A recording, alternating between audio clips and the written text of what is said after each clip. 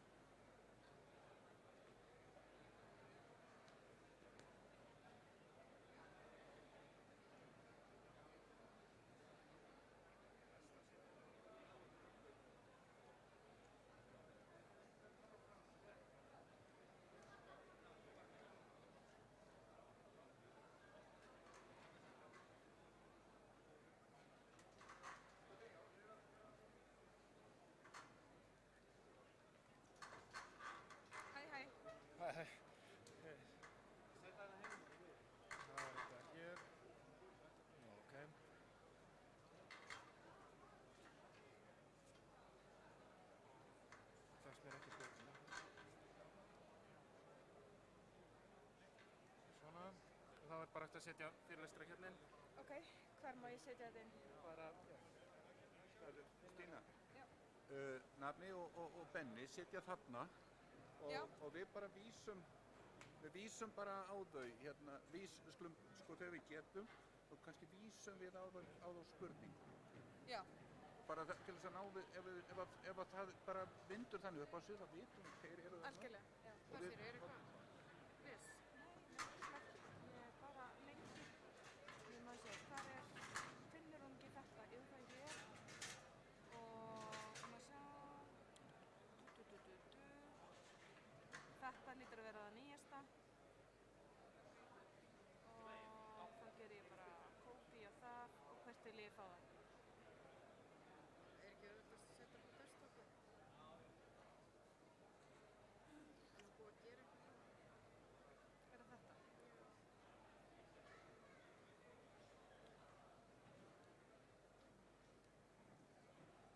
Bara aðeins að opna og alltaf hvort það sé ekki alltaf leið.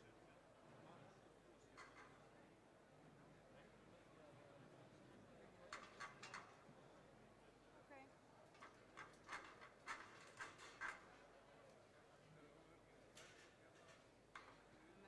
Með sem ok, þá er bara ekki þessi. Nei, er það? Nei, Nei. ég veit ekki. Úps. Whatever.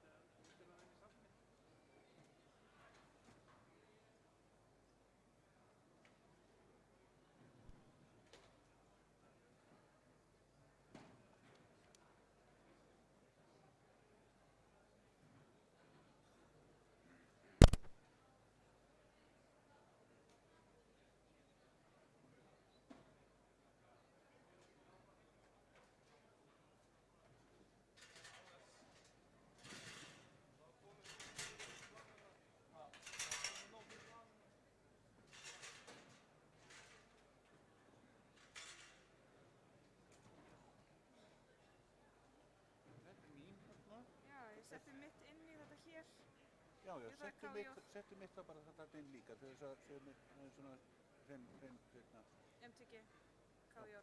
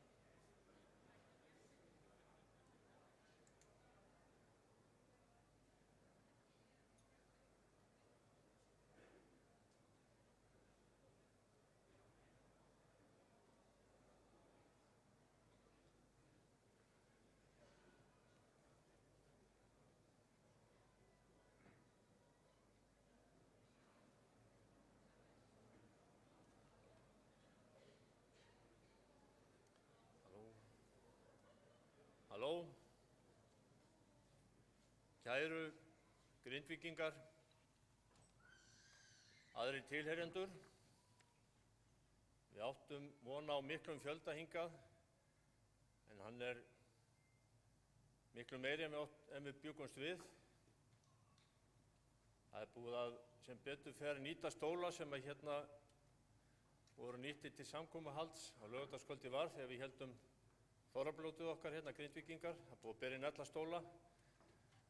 Því miður standa nokkrir ennþá og þess vegna vil ég biðja þá sem að sjá fyrir sér að það sé hægt að þétta raðirnar hérna í stúkunni fyrir aftan, að gefa færi á því. Það er líka hérna mér á hægri hönd kannski betri aðstæða til þess að standa upp við vegginn.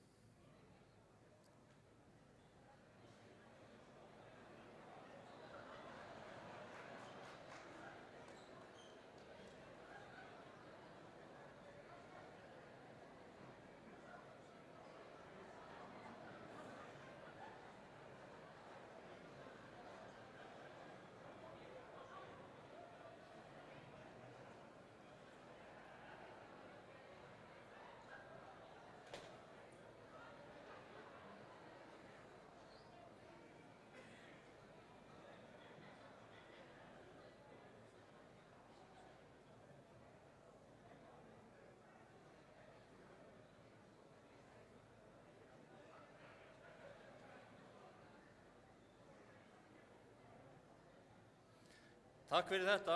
Það hefur skapast rými fyrir marga til viðbótar. En atburðarásin hefur verið mjög hröð frá því í gærmorgun þegar að talsverður hópur fólks var boðaður til fundar hjá Veðurstofu Íslands klukkan 9. Það var fundað stíft. 25 manns taldist mig vera þarna samankomin klukkan 10 og ég hugsa að fjöldinn sem að kom í Veðurstofuna og í Almannavarnahúsið hafi verið 50–60 þegar mest var.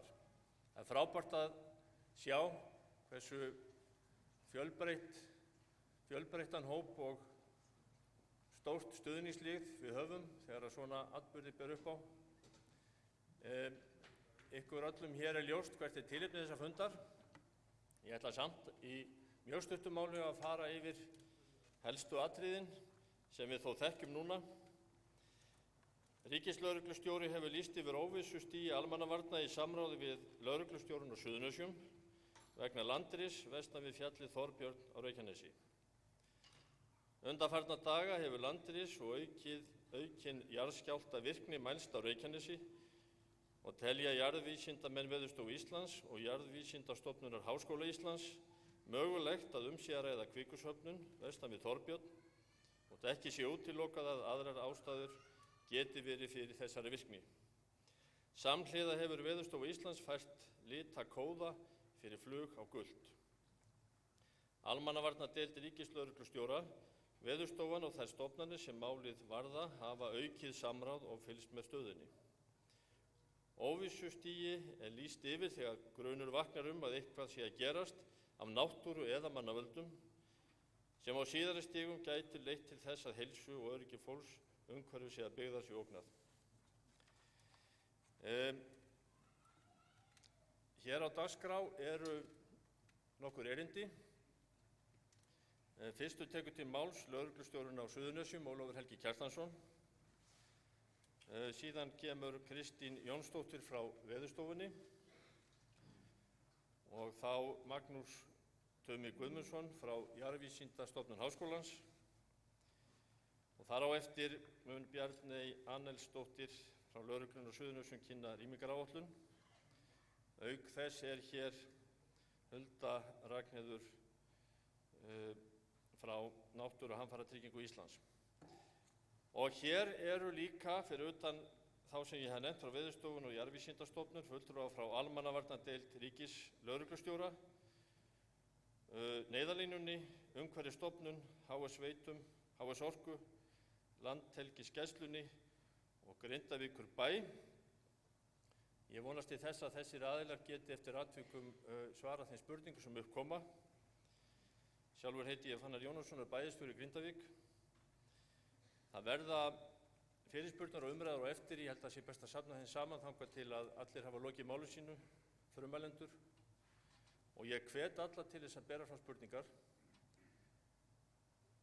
Það er örugglega margir sem að búa við ótta og kvíða vegna þessara mála, þessa ástands. Hið óþekkta veldur kvíða, þess vegna var mjög mikilvægt að halda þennan fund og reyna að upplýsa okkur öllum það sem að dunið hefur á, ef svo má segja, hvers má vænta, hver verða viðbrögðin og hvað við gerum til þess að minnka áhættuna. Vonandi verður ekki jarðeldi hér uppi, litla líkur á því, en okkar frábæru vísindamenn munu upplýsa okkur þetta betur. Ég vil fagna komu Áslaugar Örnu, ráðherra, og Sigurðar Inga. Katrín Jakobsdóttir hringdi mér rétt áðan og bað fyrir kveðju. Allt þetta fólk hefur boðið til þess að leggja allt sitt af mörkum fyrir okkur. Við þurfum að halda vel utan hvert annað og ekki síst að passa upp á börnin okkar og ungmennin og verðum að reyna að fylgjast með þeim upplýsingum sem að fyrir okkur eru bornar og okkar færasta fólki. Ég ætla ekki að hafa þessi inngangsorð lengri en bið lögreglustjórann á Suðurnesjum, Ólaf Helga, að gjöra svo vel.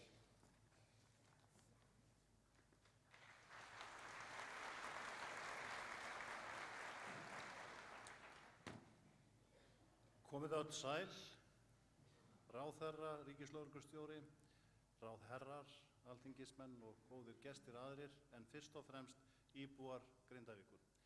Það er ánægjuefni á stund sem þessari að sjá hversu alvarlega íbúarnir taka því að það kunna vera hætta á ferðum. Og þess vegna bið ég ykkur að hlusta vel á vísindamenn hér á eftir, vegna þess að þeir koma með þær staðreyndir sem skipta máli varðandi hugsanlegar afleiðingar þessarar meintu kvikusöfnunar og þeirra jarðskjálfta sem hafa verið hér undanfarna daga. Það er aldrei auðvelt að bíða eftir því að eitthvað kunni að gerast og við höfum af því nokkra reynslu Íslendingar að fást við almannavarnir, að fást við viðbrögð við því þegar óhöpp hafa orðið, en fyrst og fremst er það skylda þeirra sem sinna almannavörnum að koma í veg fyrir að það verði slys á fólki eða tjón á eignum eins og mögulegt er. Og það er meðal annars það sem við erum að fást við hér. Það eru vísindamennirnir sem segja okkur sem erum að fást við stjórnun í aðgerðum sem kunna að koma upp, hvernig eigi að gera það. Og við undirbúum okkur, lögregla, slökkvilið, björgunarsveitir sem hafa unnið frábært starf á undanförnum vikum þegar herjað hefur á Íslendinga veður og snjór. Við reynum að undirbúa okkur með því að stilla saman strengina og það sem skiptir öllu máli í þessu er það að við deilum upplýsingum. Við deilum upplýsingum með hvor öðrum, við setjumst niður, við ræðum málin til þess að sjá nákvæmlega hvað er að gera og hvað þarf að gera. Nú velta menn því fyrir sér. Þýðir þessi gula viðvörun það að það verði eldgos? Í stuttu máli þá þýður hún ekki annað en það sem er afar mikilvægt, að við erum að undirbúa okkur undir það sem kynni að gerast. Þar erum við að tala hluti eins og ef fólk þarf að yfirgefa heimili sín. Það verður fjallað það hér á eftir hvernig það verður ef það kemur til neyðarrýmingar, en auðvitað er það fyrst og fremst ábyrgð einstaklinga á heimilum sínum og sinni fjölskyldu sem ræður því hvernig fólk bregst við. Og þess vegna er gott að hafa í huga allar þær leiðbeiningar sem fram kunna að koma á næstu dögum. Menn hafa velt því fyrir sér. Hvað er lögreglan til dæmis að gera? Lögreglan mun halda uppi sólarhringsvakt hér á næstunni til viðbótar við þá löggæslu sem er hér í Grindavík og væntanlega er það til góðs og væntanlega stuðlar það að því bæði að auka öryggistilfinningu íbúanna og líka að auka öryggi íbúanna ef á þarf að halda. Vísindamenn munu væntanlega fjalla það hér á eftir hversu langan fyrirvara við höfum til þess að bregðast við ef eitthvað gerist. Og fyrirvarinn getur verið allt frá því að vera kannski hálf klukkustund eða eitthvað slíkt uppi þegar að vera jafnvel dagar. Þannig að þá hægt að bregðast við. Menn segja hvernig eigum við þá að komast í burtu og það eru auðvitað 3 leiðir eins og allir þekkja. Það er að fara Suðurstrandarveg, það er að fara Grindavíkurveginn sem hugsanlega kynni að teppast og svo er að fara vestur eftir og fyrir Reykjanesið. Það sem skiptir hins vegar öllu máli er það að fólk setjist niður, velti því fyrir sér hvað þarf ég að taka með mér ef ég er að yfirgefa heimili mitt. Að það muni eftir því að taka nauðsynlega hluti eins og lyf, gleraugu megi ekki gleymast og þetta er auðvitað smátt talið en þetta er gert vegna þess að reynslan sýnir oft að það er þessir einföldu hlutir sem við notum í daglegu starfi eins og gleraugu og snyrtivörur sem gleymast. Það er ágætt að setjast niður, skrifa hjá sér hvað þið viljið hafa með. Nú, hvað gerum við núna? Við erum raunverulega að líta á það sem tækifæri líka að æfa viðbrögð fólks við hugsanlegu almannavarnaástandi. Þetta er svona eins og að vekjaraklukkan hringi og segi, já nú er mál til komið að við förum að taka okkur saman í andlitinu. Ég hef lagt á það áherslu í gegnum árin og ætla að gera það hér líka, að það er afar mikilvægt að hafa börn og unglinga með í ráðum, upplýsa þau og því að þau þurfa að vita hvað er að gerast, það er besta leiðin til þess að slá á ótta og kvíða. Fyrir utan það má ekki gleyma því að stundum eru börn bestu kennarar foreldra sinna og rifja upp fyrir þeim hvernig á að gera hlutina. Að þessu sögðu er aðeins tvennt sem ég langar til að bæta við og það er það að þeir sem eru viðbúnir eru klárir á því hvað þeir eiga að gera og hvað þeir vilja gera þegar hættu ástand kemur upp. Þeir eru í miklu betri stöðu en þeir sem bara bíða og sjá til. Og það er fólki að sjálfsögðu alltaf frjálst, telji það sér lífi sínu og eignum ógnað að grípa til ráðstafana þó ekki sé búið að gefa út viðvaranir. Hitt sem ég nefni er það að við skulum ekki bera kvíða eða ótta í brjósti, við skulum frekar vinna að því að leggja fyrir okkur hvernig best er að gera hlutina. Við í lögreglunni á Suðurnesjum, eins og mun koma fram hér á eftir líka þegar fjalla verður um rýmingar og hugsanlega brottflutning, við erum að sjálfsögðu til reiðu og þjónustu fyrir íbúa Grindavíkur eins og aðra íbúa þessa umdæmis. Ég veit að þetta verður góður fundur, það segir mér fyrst og fremst hversu mikil þáttakan er. Og það væri kannski ekki rétt að segja njótið fundarins, en nýtið athyglina til fullnustu á fundinum og verið óhrætt við að spyrja. Takk ykkur.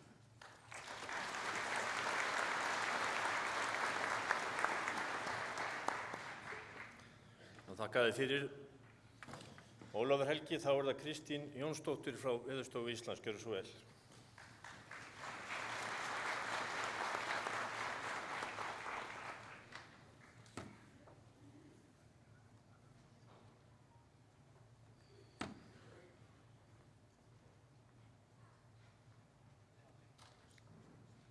Komið sæl, ég heiti Kristín Jónsdóttir og ég er að vinna á Veðurstofu Íslands í náttúruvárvöktun. Og mig langaði til að fara yfir það með ykkur hvað við erum að gera þarna í náttúruváreftirlitinu. Veðurstofan hefur það hlutverk að fylgjast með náttúruvá, að við erum ekki bara að spá fyrir veðrið, heldur fer þarna fram mjög breytt náttúruváreftirlit. Við erum að fylgjast með jarðskjálftavirkni og ýmiss konar og bara allri náttúruvá, snjóflóðum og fleira sem við erum að skoða. Og á Veðurstofunni fer fram vöktun, sólarhringsvöktun.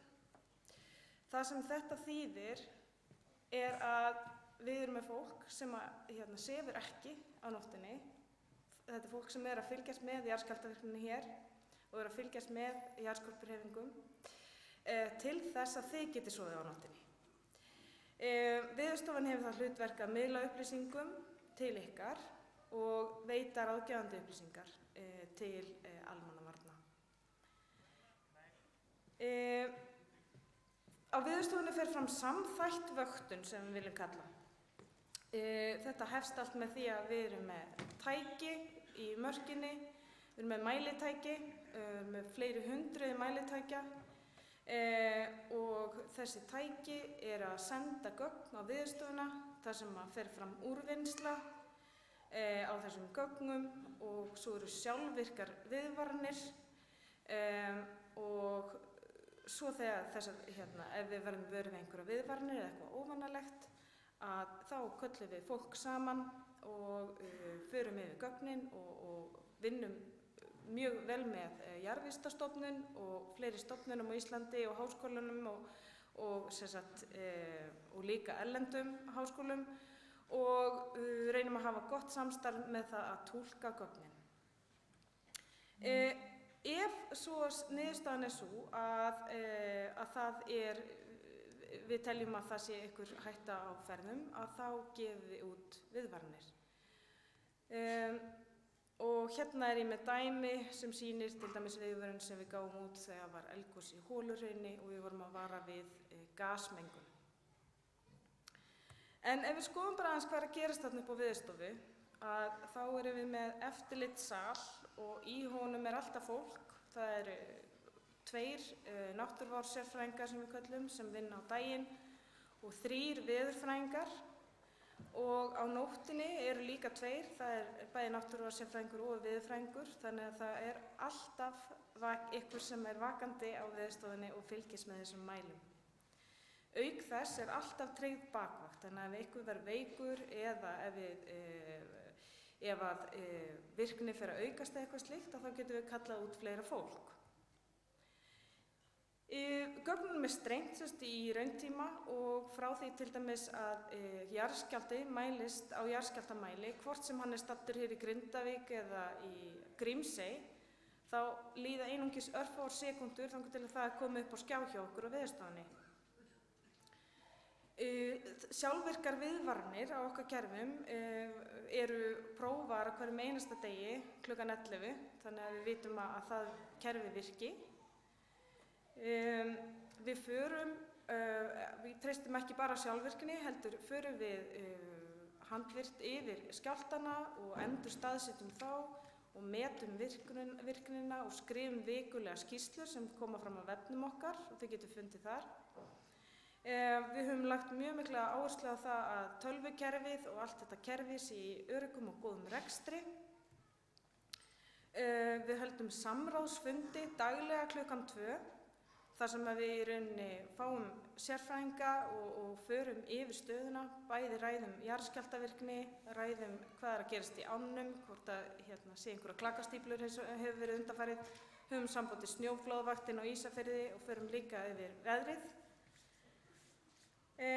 Og mánaðarlega þá höldum við eldgosaæfingar þar sem við förum yfir okkar viðbragðsáætlanir og í rauninni setjum það á svið að það verði eldgos og förum yfir all viðbrögðum bæði hjá okkur og með almannavörnum, með flugmálayfirvöldum og stundum þessar æfingar mjög stórar og taka til enn fleiri þátttakenda í samfélaginu.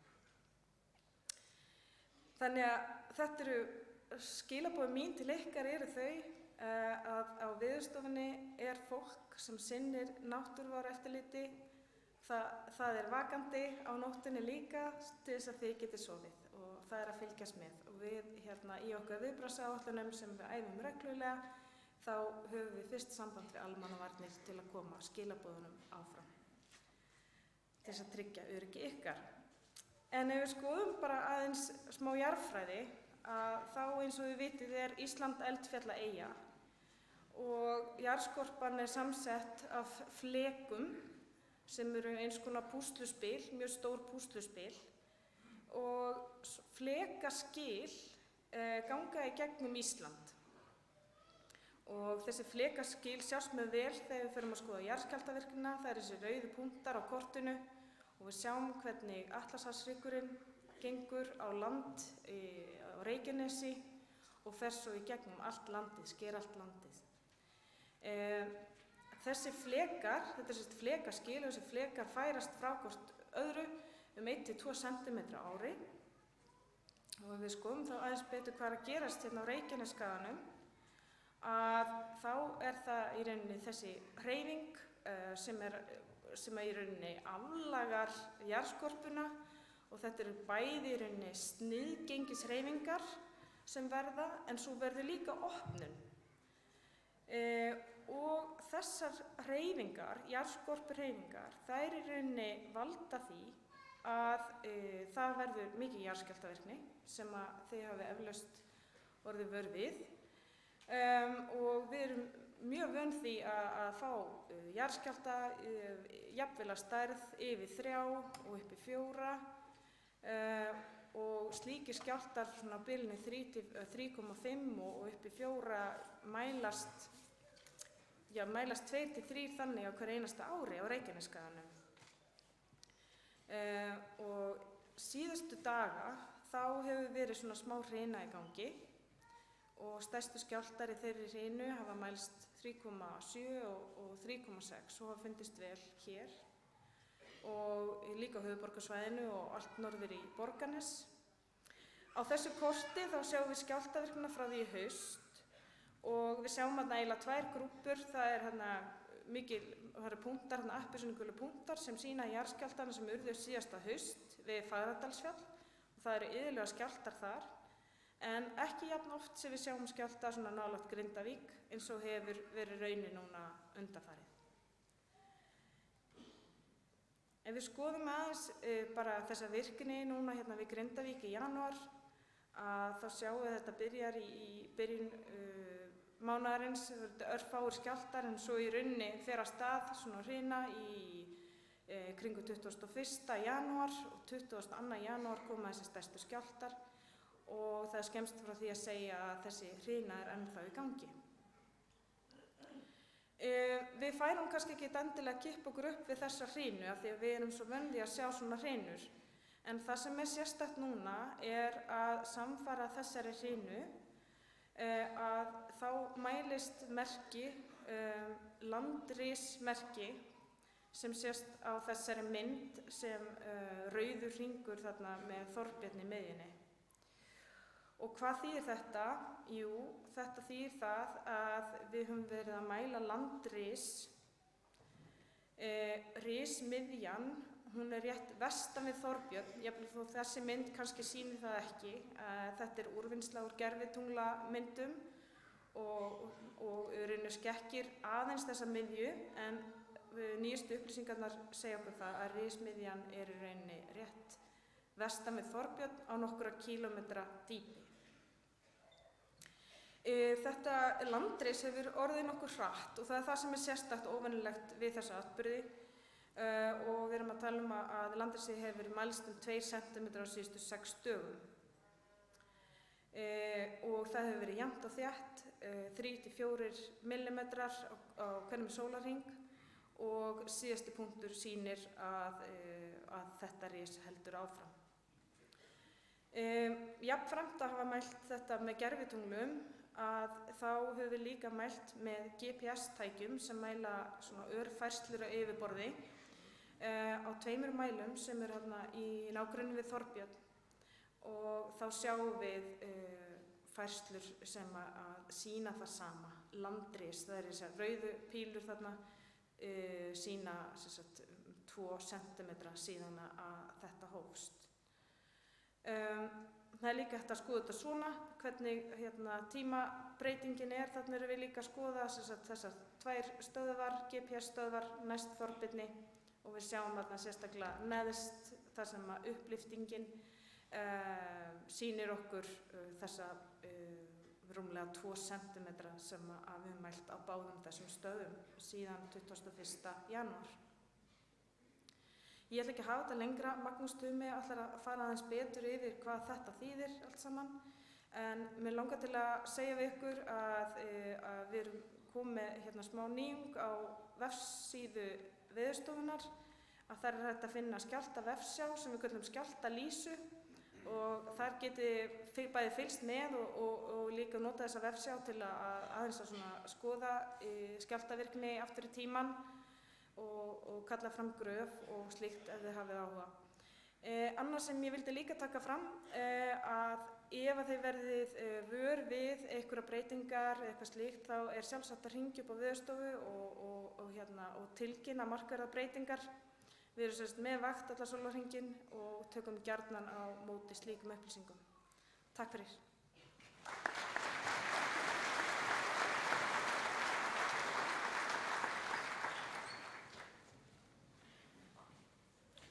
Já, komið þið sæl. Ég heiti Magnús Tumi Guðmundsson og til ég tala ekki á lengi þá ætla ég að vera með skeiðklukku hérna á mér. Það er nú svona lenda tilfinningar að vera komin hingað. Ég er nú ættir að rekja hingað til Grindavíkur og var hérna stundum sem strákur. Þá var nú sjórinn kannski helsta málið og það náttúrulega alltaf. Það voru 2 skip, strand í innsiglingunni báðum megin síðan veturinn. En síðan hefur alltaf þótt vænt Grindavík. En ég er náttúrulega ekki komin hingað til að tala það, heldur þarf ég að finna fyrirlesturinn minn, sem er hér, einhvers staðar. Hérna.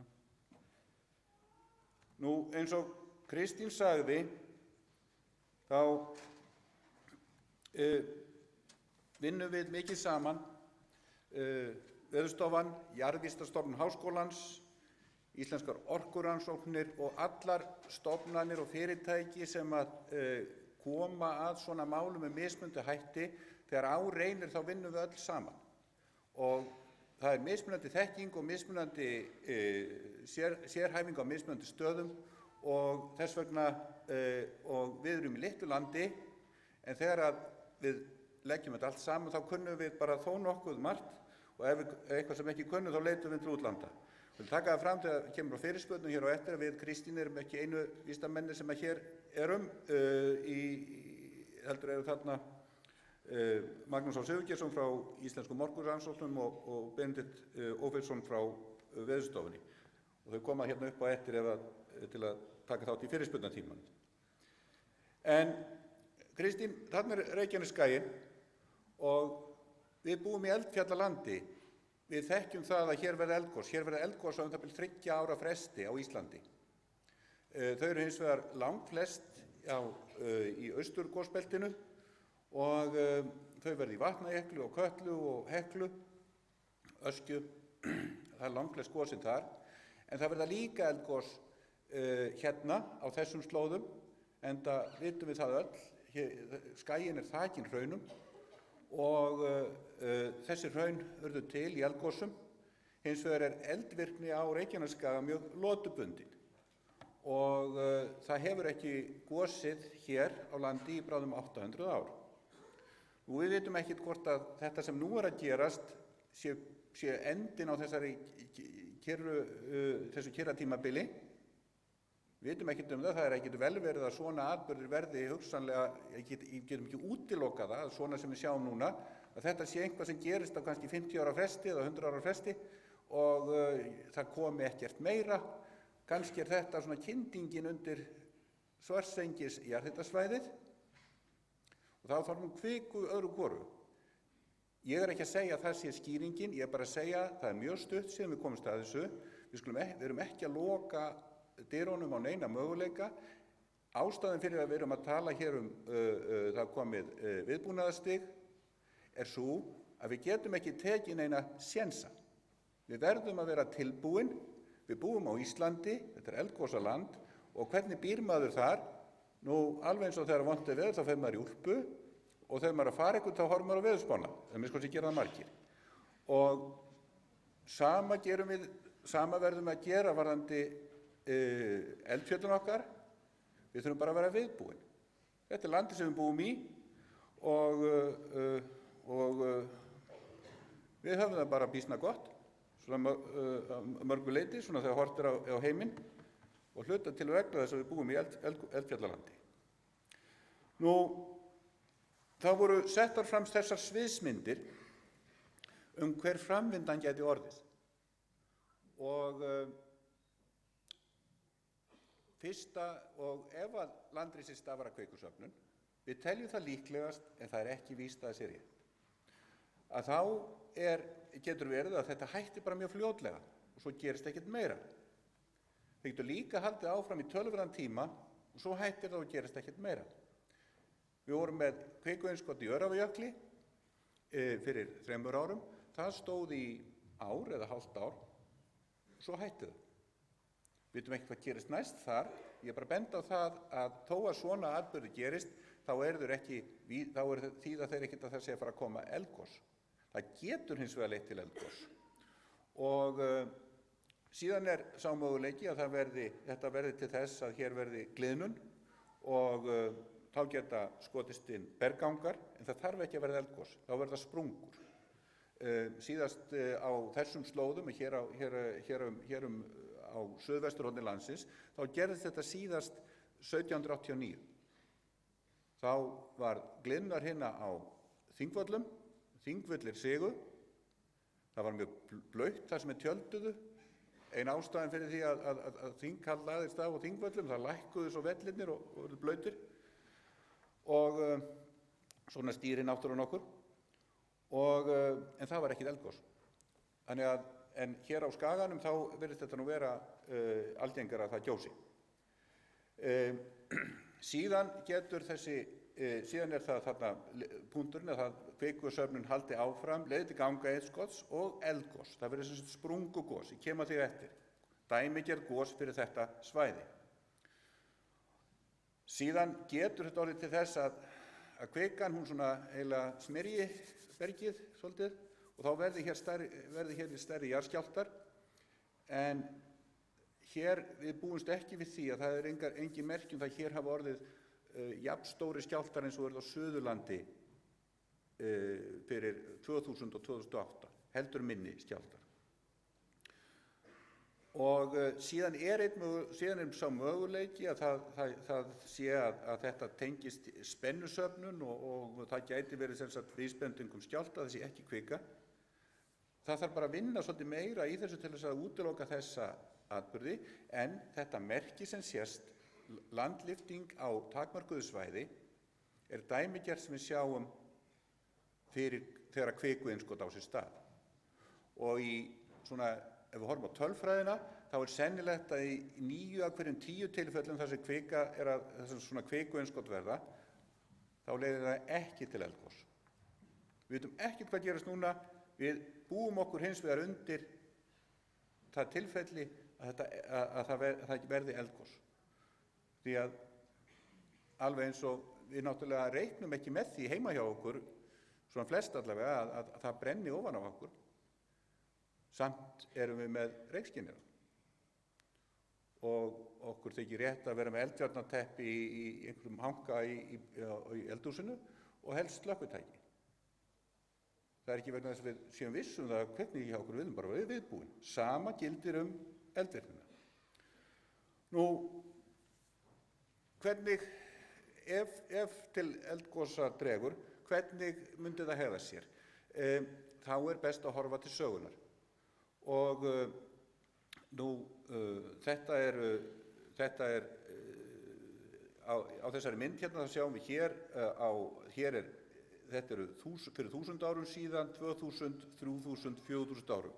Og þessir gulu fletir eru virknitímabilin á Reykjanesskaganum. Og þegar það gaus. Og það gaus hér síðast og svo förum við hérna í Svartsengisreynina sem er hérna fyrir norðan okkur. Og þar var síðast virkni á árunum 1226 til 1240 og síðan hefur ekki gosið. Þannig að það er ekki mjög ört en það koma hrinur. Og þá er spurningin hversu alvarlegt getur þetta orðið ef að til eldgos kemur, hversu stór eru eldgos á Reykjanesskaga? Það var ágætt að reyna að setja þetta í samhengi og hérna setja ég efst á listan stærstu eldgos sem geta orðið sem verða á Íslandi og þau eru tvenns konar og það er neðra og miklu stærra. Það eru stór hraungos, gríðarstór hraungos eins og Skaftárheldar 1783-84. Það eru miklar hamfarir og sama er með stór sprengigos, öskugos eins og Öræfajökulsgosið 1362. Við fáum svona gos kannski á 500 ára fresti af þessari stærð af sitthvorri gerðinni. Nú svo eru önnur sem við getum kallað býsna hættuleg eldgos vegna þess að ef við bregðumst ekki rétt við þá getur fólk verið í verulegri hættu. Og það er til dæmis eins og Kötlugos 1918, eins og 1918 þá koma þessi stóru og miklu Kötluhlaup og það þarf að passa að allir séu komnir í var þegar að það skellur yfir. Svo er það gos sem valda snöggum jökulhlaupum. Það var okkar aðal viðbúnaður fyrir Eyjafjallajökulsgosið 2010 var að vara við og reyna að passa að það kæmi ekki svo snögg hlaup sem að gætu skaðað fólk. Það reyndi á það en ekki, það voru svona aðrir hlutir sem komast í heimspressun eins og við vitum. Og svo er það eldgos í byggð, eins og Heimaeyjagosið 1973. Og svo er stór, með heilmikið af eldgosum, eins og Kröflueldar. Það er svona hinn dæmigerðu íslensku eldgos sem eru langalgengust og ég nefni þetta Kröfluelda. Það eru svona lítil og meðalstór hraungos eða sprengigos. Heklugos eru mörg í þessum flokki, þau eru líka sprengigos. Ef við bara passum okkur að vera ekki upp á Heklu þegar hún gýs, þá sleppum við. Og svoleiðis að þetta er svona, og hvað á við núna? Það verða ekki eldgos á Reykjanesskaga sem eru í þessum stærsta flokki.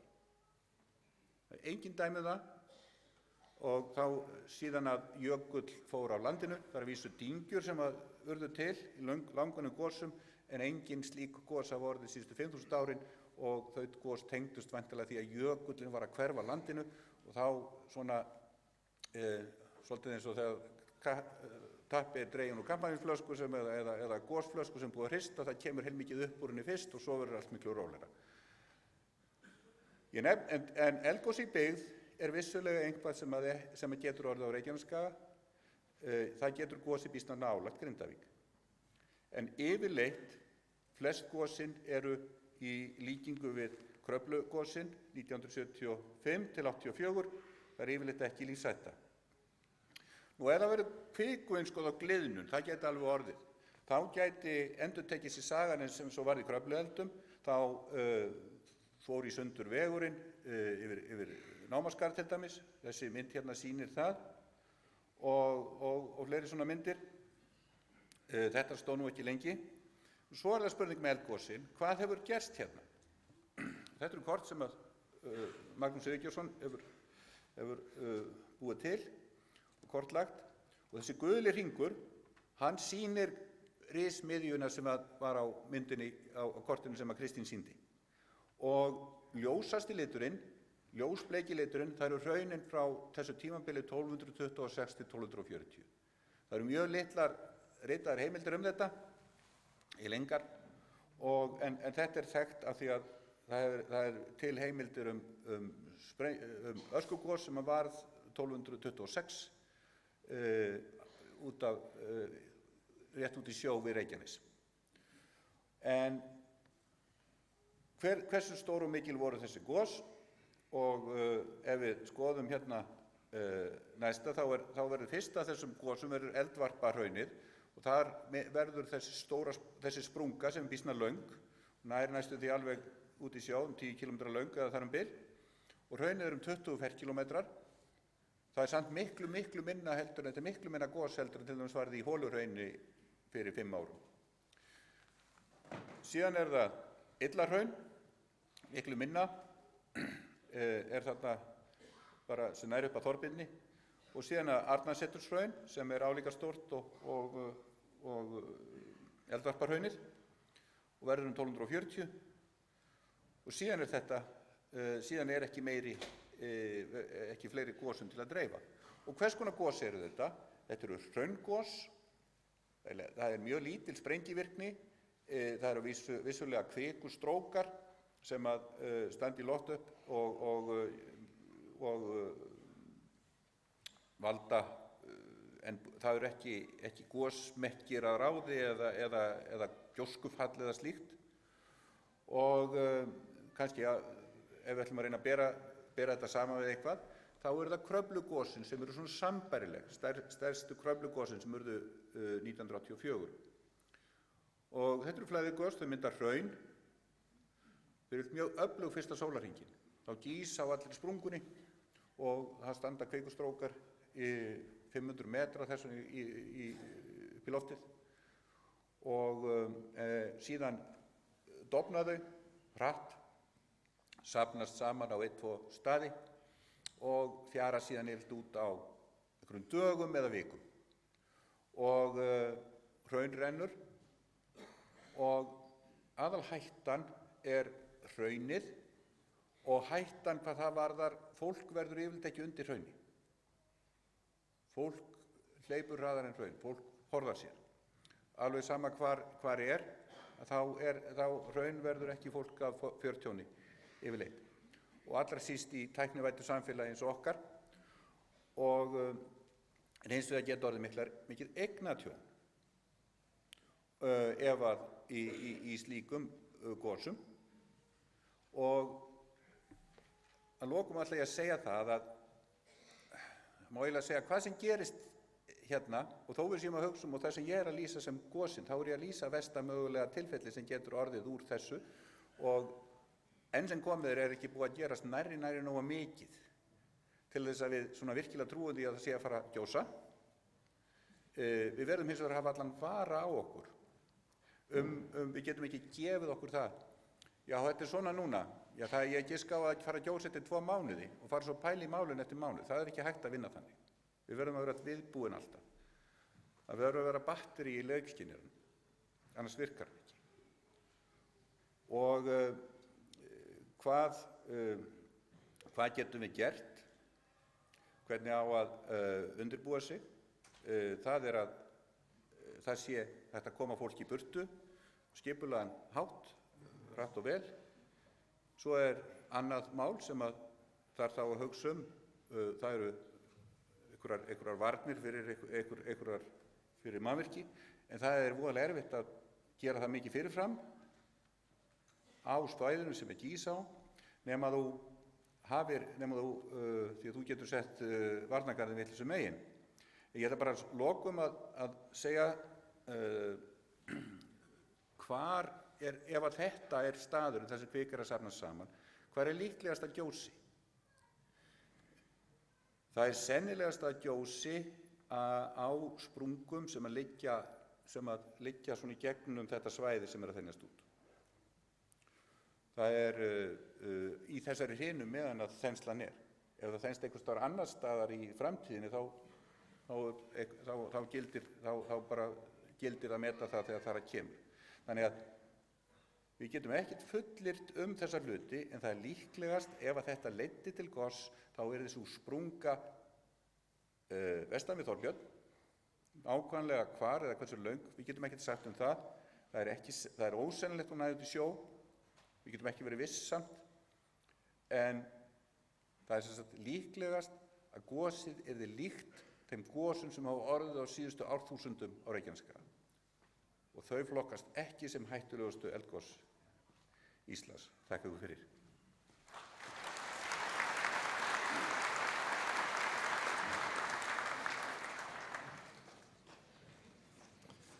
Já, við þakkum Kristínu og Magnúsi Tuma fyrir þeirra erindi og þá er komið að því næsta, það er Bjarney Annelsdóttir frá lögreglunni á Suðurnesjum sem gjörðu svo vel.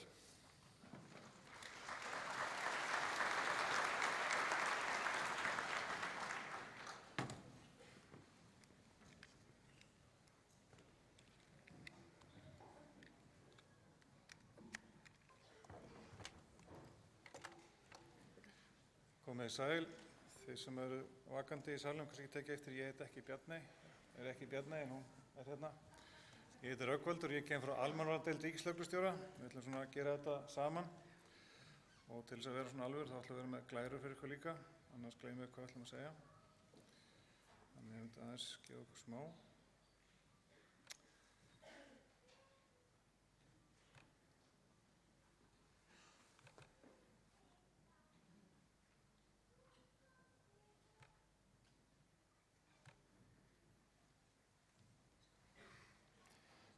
En svona atburðir er líka tækifæri fyrir okkur, tækifæri til þess að undirbúa okkur og þetta er mjög gott tækifæri til þess.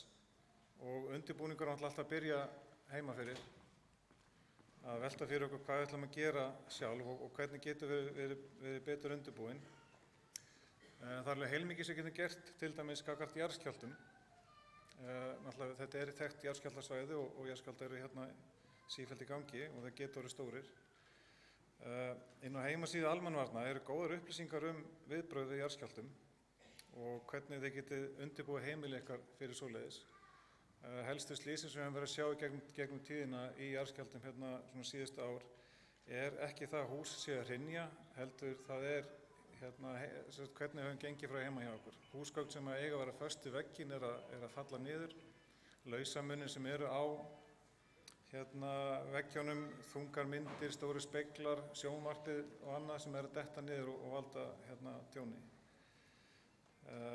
Þetta er allt hluti sem þurfa ekki að vera svoleiðis og við getum gert ráðstafað, þannig að hvetjum við til þess að gera það.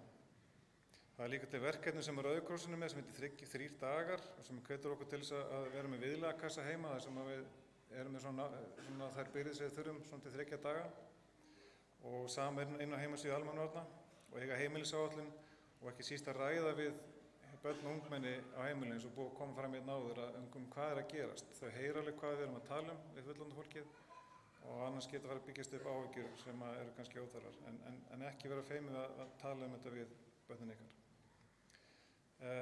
Væntanlega voru, ég fór bylgja salinn af því að það var að koma skilaboð til ykkar. Það er ekki tilvílun, þetta er semst frá okkur. Neyðarlínan var að senda út skilaboð og við erum semst að prófa kerfið, hvernig við ætlum að koma til ykkar boðun eða eitthvað gerist hjá okkur. Og við ætlum að fara núna aðeins yfir með ykkur hvernig þetta er gert og hvernig boðum er miðlað og svona helstu viðbrögð. Já, komið sæl. Ég ætla að vona að flestir hafa fengið þetta skilaboð.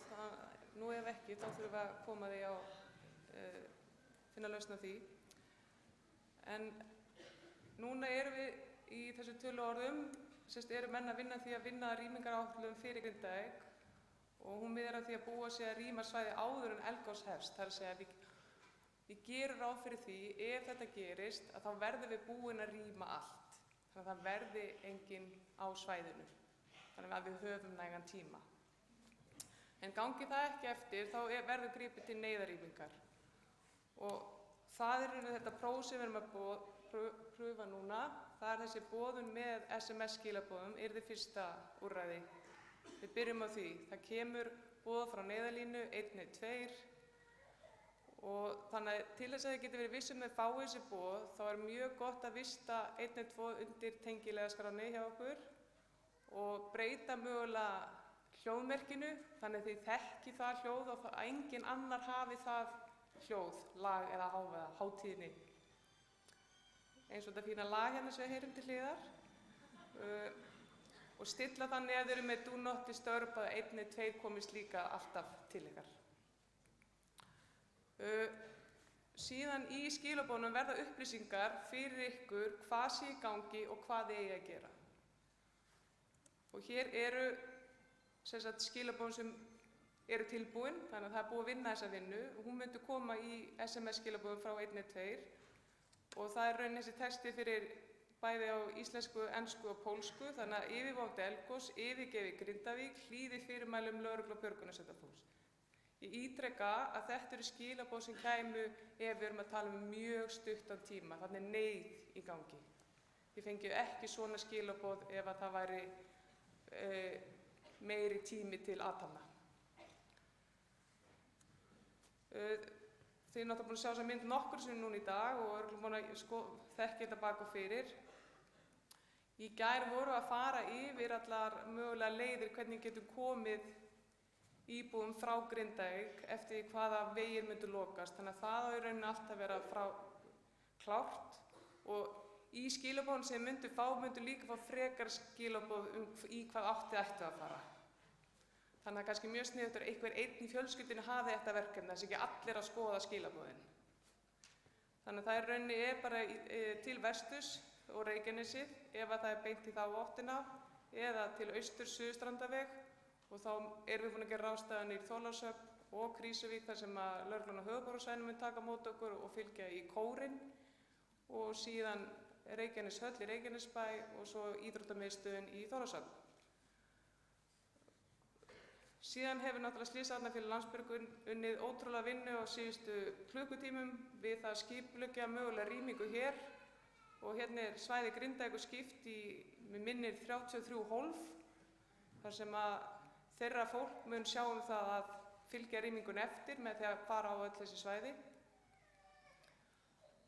Og það er svo sem ekkert sem að þið þurfa að spá sérstaklega í, en það búið að vinna vinnuna, þannig að þið ættu að vera nokkuð örugg. Já, að nóttu til og ég hræddum að vakna ekki við SMS-skilaboðin, þá náttúrulega munu lögregla, björgunarsveitamenn, sjúkraflutningamenn eða slökkviliðsmenn hér fara bara á hljóðmerkjum allan bæ. Þannig að það er stöðu sírena. Og svo veit ég að það er eitthvað pælingar hér að þið myndu setja merki í glugga ef fólk er búið að yfirgefa hús. En þetta við erum að tala eitthvað scenaríó sem er í neyð. Komið. Já, bara aftur, þetta er tækifæri fyrir okkur til þess að undirbúa okkur, þannig að endilega notið það. Farið yfir þetta heima fyrir hvað þið ætla að gera, hugsa hvað þið ætla að gera ef að bóðin koma og hvernig ætla að ná sambandi við aðra annað heimilisfólk. Þannig að bara enn og aftur, þetta er tækifæri og við skulum nota það. Takk fyrir okkur.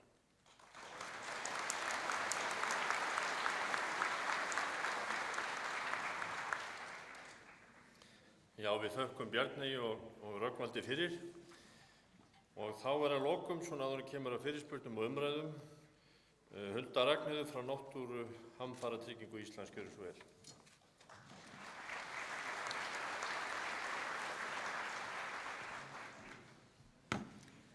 Komið sæl, ég heiti Hulda Ragnheiður Árnadóttir og kem frá Náttúruhamfaratryggingu sem að margir hérna inni hafa kannski ekki oft heyrt minnst á. Þannig ég ætla að byrja á því að segja ykkur aðeins að Náttúruhamfaratrygging er í rauninni það sem áður hét Viðlagatrygging Íslands og nafni stofnunarinnar var breytt árið 2018 og einnig ætla ég að segja ykkur að Viðlagatrygging Íslands, hún var í rauninni arftaki Viðlagasjóðs sem var stofnaður í 1973 þegar eldgosið varð í Vestmannaeyjum. Og þá var ljóst að íbúar á Íslandi yrðu að búa við betra öryggi heldur en að það væri einhver sjóður sem að tæki ákvörðun í hvert sinn sem að einhverjir atburðir myndu eiga sér stað, hversu vel væri hægt að standa að bótum vegna þeirra atburða. Og árið 1975 var sem sagt sett á stofn tryggingafyrirtæki sem að hét þá Viðlagatrygging Íslands og það er mjög mikilvægt að allir íbúar á Íslandi átti sig aðeins á því hvernig viðlagatrygging og svo nú náttúruhamfaratrygging virka vegna þess að það er skyldutrygging á öllum fasteignum á Íslandi vegna náttúruhamfara og allir sem eiga fasteign sem að greiða síðan skyldu brunatryggingarnar sínar til almennu vátryggingafélagana eru rukkaðir samhliða brunatryggingaiðgjaldinu sínu og ykkar vátryggingafélag sér að skila iðgjaldinu til náttúruhamfaratryggingar. Þannig að almennt verður fólk ekkert mikið vart við okkur þegar engir atburðir eru að eiga sér stað. En það er mjög gott að allir verða að borga brunatryggingar af fasteignunum sínum og komast ekki upp með neitt annað. Hins vegar er annað sem er megin ástæðan fyrir því að ég er hérna í dag og ég bið ykkur öll að hlusta mjög vel. Vegna þess að innbú það er ekki skylda að brunatryggja innbú á Íslandi. Og það er ekki skylda fyrir fyrirtæki að vátryggja lausafé. Það er hins vegar þannig að ef að þetta tvennt er vátryggt með brunatryggingu hjá almennu vátryggingafélögunum, þá er skylda að tryggja það hjá okkur og þá innheimta vátryggingafélögin iðgjald og skila til okkar. Þannig að allir sem eru með brunatryggingar á innbú og lausafé eru sjálfkrafa tryggðir hjá náttúruhamfaratryggingu líka, en þeir sem ekki hafa brunatryggingu á innbúinu sínu eru ekki tryggðir fyrir tjóni af völdum náttúruhamfara. Núna hins vegar lag. Það geta allir gengið frá því að trygging sem yrði gengið frá á innbúi og lausafé í dag hjá ykkar eigin vátryggingafélögum, brunatrygging, þá virkjast sjálfkrafa bótaréttur ykkar til bóta hjá Náttúruhamfaratryggingu Íslands ef til eldgoss eða jarðskjálfta kemur. Þannig að mig langar að biðja ykkur öll að íhuga mjög vel hvernig ykkar innbú er vátryggt, vegna þess að það er aukin áhersla á það að láta vátryggingavernd fólks ráða því hvort það fær bætur eða ekki þegar atburðir verða, og þetta skilmálar hjá Náttúruhamfaratryggingu eins og hjá öðrum vátryggingarfélögum að ef það er ekki tryggt þá fæst það ekki bætt og það er ekki hægt að sækja styrki hjá Náttúruhamfaratryggingu. Þannig að þetta er bara algjört skilyrði að athuga hvort að brunatrygging er í gildi á ykkar innbúi. Og það var megin ástæðan fyrir því að við tókum ákvörðun að ég kæmi hérna í dag, en að öðru leyti getið þið kynnt ykkur allt reglurnar sem að gilda náttúruhamfaratryggingu inn á nti.is, það því Náttúruhamfaratrygging Íslands er svolítið langt nafn. Þannig að nti.is er okkar vefsíða og eldgos og jarðskjálftar hvort tveggja dekkar, fellur undir vátryggingaábyrgðina sem að Náttúruhamfaratrygging veitir. Eigin áhætta í tjónum hjá okkur hins vegar ívið hærri heldur en hjá almennu vátryggingafélögunum, þannig að það 200.000 kr. eigin ábyrgð á lausafé og innbúi og 400.000 kr. ábyrgð á fasteignum. Þannig að þetta eru svona stutta útgáfan af minni kynningu. Takk fyrir.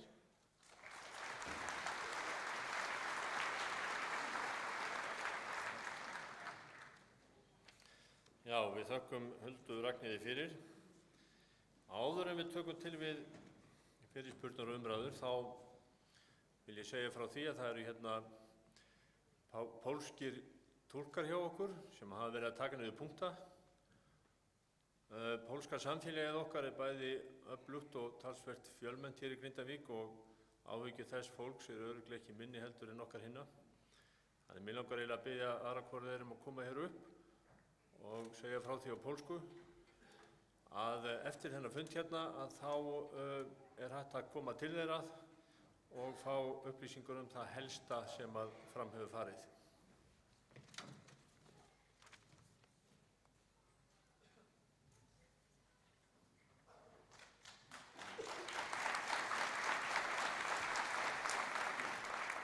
Dzień dobry, witamy wszystkich bardzo serdecznie. Ja i Justyna przetłumaczymy dla Państwa mniej więcej po polsku, o czym była tutaj mowa. Tu na początku rozmawiał pan policjant, mówił o tym, że nigdy nie jest łatwo czekać na to, aż coś się stanie złego. Musimy się przygotować na to, na najgorsze tak naprawdę, chociaż tak naprawdę nie wiadomo, jak to wszystko się potoczy. Musimy porozmawiać ze swoimi dziećmi i z nastolatkami, po prostu po to, żeby nie było takiej paniki, jeżeli coś się wydarzy. Wszystkie te organizacje, które były wyświetlone tutaj na slajdach, pracują całą noc tylko po to, żebyśmy, to był taki żart, żebyśmy mogli my się wyspać.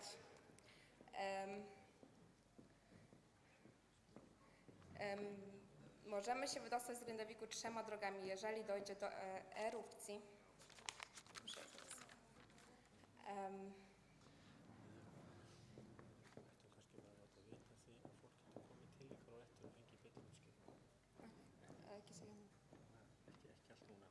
Okay. Dobrze, to teraz mi pan burmistrz powiedział, żeby teraz wszystkiego nie mówić. Jeżeli chcecie zostać po spotkaniu, jeżeli czegoś nie rozumieliście, możecie do nas przyjść. My mamy zrobione wszystkie notatki, czyli odpowiemy dla Państwa na wszystkie pytania.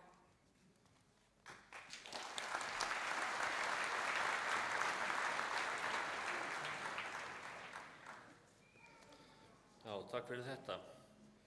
Ég er viss að það hefur ýmsum spurningum verið svarað áðan og margt verið upplýst, en engu að síður eru örugglega einhverjar spurningar eftir. Bæði sem hafa vaknað og það sem að fólk vil bera fram við þetta fólk hér, okkar sérfræðinga.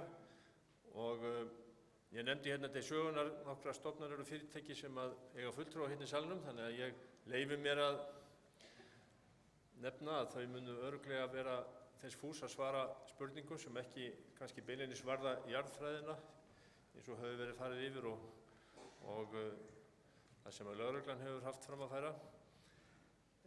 Það eru hérna 2 aðilar sem eru með þráðlausa hljóðnema og ætla að fara á milli. Það er mikilvægt að bera fram spurningarnar í þessa hljóðnema vegna þess að efninu hér er streymt. Þannig að allir sem eru að fylgjast með eða vilja skoða þetta síðar, að þeir heyri spurningarnar og svo svörin. Þannig að Jóhann og Eggert, þeir eru hérna tilbúnir. Það er þegar búið rétt upp hönd hérna fyrir framan mig.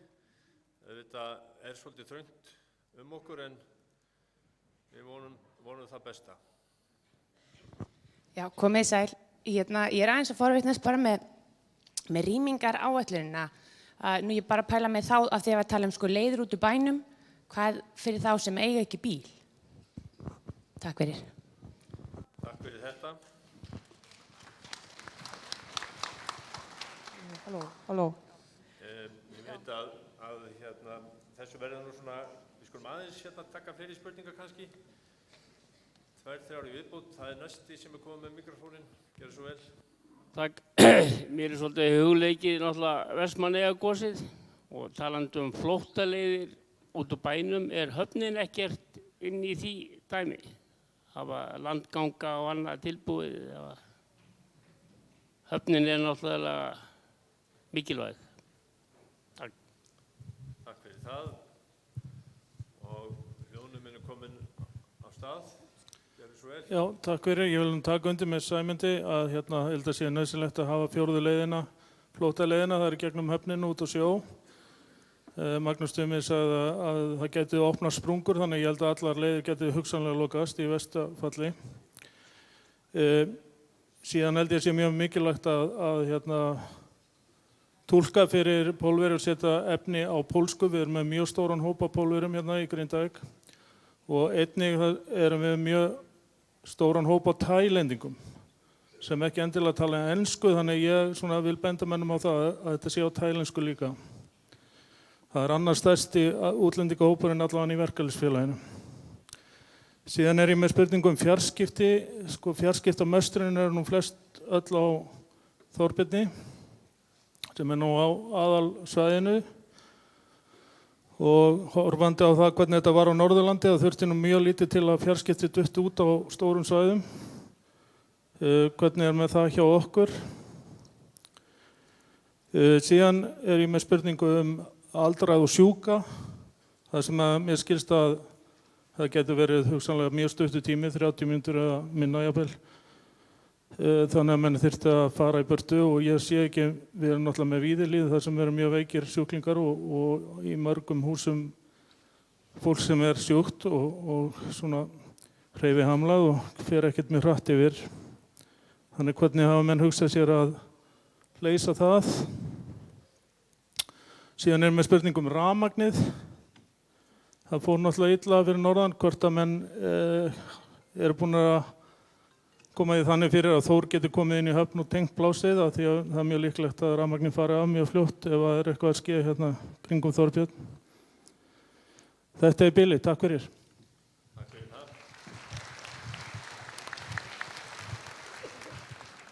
Það eru komnar nokkrar spurningar í sarpið, þannig að við ættum kannski bara að bæta einni við til viðbótar, Jóhann. Það er hérna, eru 2 hendur á lofti. Gjörðu svo vel. Já, sæl. Eva heiti ég. Ég starfa við grunnskólan og ég velti fyrir mér rýmingu þar ef það gerist á skólatíma og sé fyrir mér alla foreldra mæta á bílunum fyrir utan hvort að eigi að senda börnin heim gangandi eða hvort að við eigum að lenda í hvað eigum við að gera. Ég held að kennarar verða að fá góðar upplýsingar og foreldrar verða að vita hvernig það á að fara. Takk.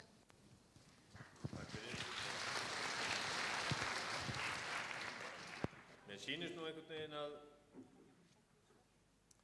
björgunarsveitin sem er gríðarlega mikilvægur liður í því að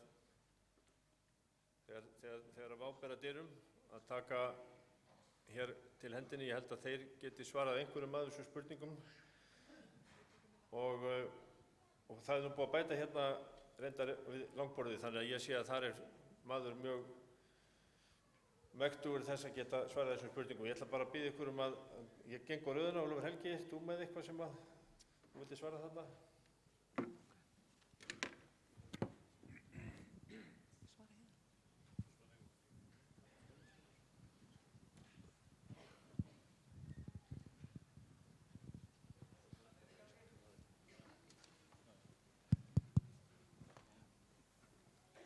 Bara örstutt. Það var spurt sjúka og aldraða. Þetta kom til umræðu á fundi í morgun og ég fengi þessar spurningar líka frá fréttamönnum. Ef það liggur mikið við þá myndu við væntanlega leita til Landhelgisgæslunnar það að einhver, ef til vill allar af þeim 3 þyrlum sem þeir eiga myndu geta gripið inn í.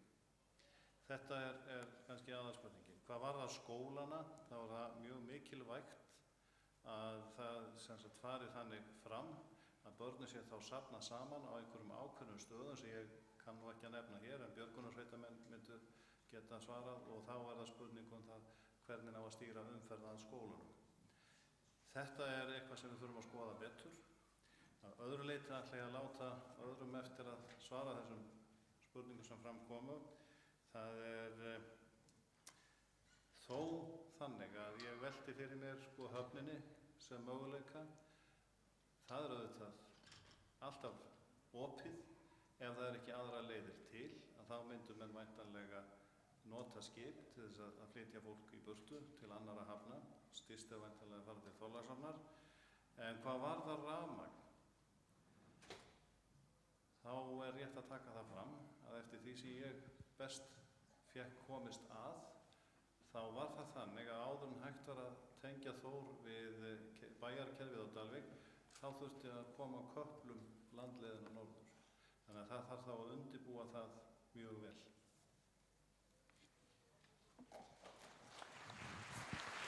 Já, heyrið í mér.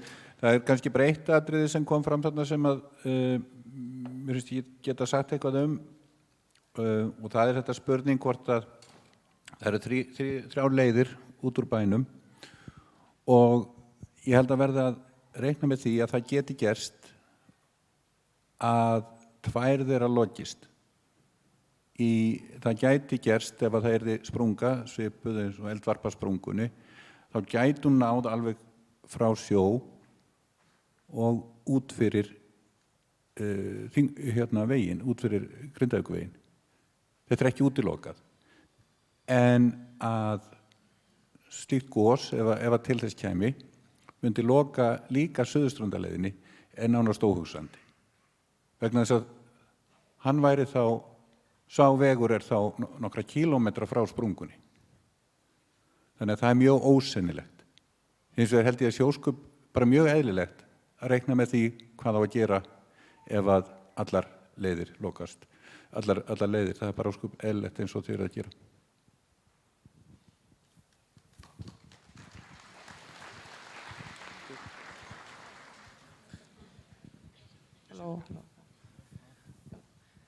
Já, við ætlum að bæta eins við Guðbrandur Arnarsson frá Landsbjörgu líka. Það sem við fórum yfir áðan í Rögnvaldur það var neyðarrýming. Þannig rauninni rýmingaráætlun per se er bara í vinnslu og allir þessir þættir sem eru búin að minnast á eru í þeim pælingum. Varðandi þá sem hafa ekki bíl eða til að komast frá bænum, við munum tryggja það. Fjarskipti á Þorbirni, það eru fjarskiptafyrirtæki Neyðarlínan og Landhelgisgæslan eru að vinna í því að skoða möguleika. Varðandi sjúklinga og Víðihlíð, þá er bæði Landspítalinn og starfsmenn hér sem voru að vinna í gær að mögulegri rýmingu þaðan. Varðandi skóla og leikskóla, þá náttúrulega í grunninn mun eiga þessar stofnanir að notast við þá rýmingaráætlun sem þeir hafa verið að æfa, en það verður kynnt í rýmingaráætlun ef það er eldur, draunin að svipa, en annars er upplæðið að sækja börn eða börnunum komið á ákveðinn stað. En þetta munum við fara í með ykkur hér í framhaldinu. Þetta er ekki eitthvað sem er að gerast í dag og á morgun, sko. En það sem var áðan farið við var neyðarrýming. Eitthvað meira? Já, það er kannski bara, Höfnin? já, maður bæta því við að það var sem sagt, mikil vinna unnin í gærdag með þáttöku allra aðal og sérstaklega þá komu að Bláa lónið bara sögum stærðar og HS Orka og þeir komu eiginlega inn með ómetanlegt innlegg og það eru áætlana vinnan er bara í gangi áfram og HS Orka og HS Veitur eru að vinna sína vinnu og það kemur inn og það á eftir að koma síðan með þessi skilaboð bara inn í samfélagið til hvers er ætlast og við hverju megi búast. Það var hérna sérstaklega spurning eins og hvað með leikskólana. Það er gert ráð fyrir því að þeir sem að ef að þetta gerist að degi til að þá myndu foreldrar sækja börnin sín. Einhverjir foreldrar vinna einhver staðar á Suðurnesjum eða annar staðar á Suðurnesjum eða í Reykjavík og þá náttúrulega erum við bara með plan fyrir það í raun og veru og það er verið að vinna í því að ganga frá því að það verði skilgreint fyrirkomulag varðandi skráningu til að tryggja það að það sé vitað hver sé að fara hvert og með hvaða hætti. Síðan var önnur spurning og það var varðandi rýminguna, hvort það væri ekki örugglega búin að hugsa sjóinn. Ég er vestmannaeyingur og vestmannaeyingar rýmdu allt sitt með bátum og það var að sjálfsögðu eitt af því fyrsta sem var náttúrulega hugsað að þyrfti að vera með náttúrulega landrýmingunni og síðan var sérstök spurning hvað með viðkvæma, Landspítalinn og heilbrigðisstofnunin hérna á svæðinu hafa verið að vinna heilmikla vinnu í því og það var sérstakur bara verkliður í því þannig að það er verið að hugsa alla leiðir til þess að koma því fólki sem að helst má ekki hreyfa eða ferðast illa hvernig eigi að koma því til aðstoðar og svo var spurning hérna með kannski fjarskipti á Þorbirni, var kannski spurning hvort að Tómas myndi koma hérna frá Neyðarlínunni og aðeins að útskýra það betur. Forðast feedbackið. Já, Tómas heiti ég, aðstofaframkvæmdastjóri hjá Neyðarlínunni. Þegar ég sá í fréttum eða sá umfjöllun það að það væri eitthvað að gerast á Þorbirni þá sá ég eftir því að það eru örfáa viku síðan fengum gæsluna til þess að hífa upp nýtt mastur hérna upp á fjallið. En við erum, Neyðarlínan rekur Tetra fjarskiptakerfið og reyndar líka AES-kerfið fyrir neyðarfjarskipti á sjó.